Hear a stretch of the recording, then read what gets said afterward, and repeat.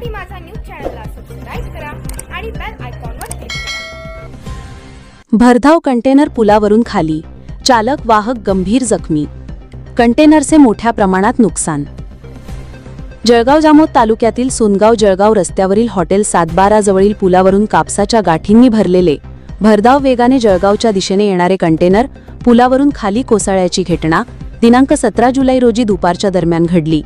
यामध्ये चालक व वाहक गंभीररित्या जखमी झाले असून त्यांना तात्काळ उपचारासाठी जळगाव जामोद येथील ग्रामीण रुग्णालय येथे हलवण्यात आले होते।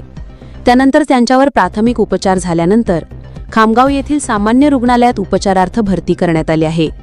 कंटेनर क्रमांक RJ14GN0189 च्या चालकाने कंटेनर भरधाव वेगाने व निष्काळजीपणाने चालवत होता, त्यामुळे वाहनावरील ताबा सुटल्याने हा अपघात घडल्याचे स्थानिक नागरिकांचे म्हणणे आहे। या अपघातामध्ये गंभीर जखमी असलेल्यांची नावे कळू शकली नाहीत।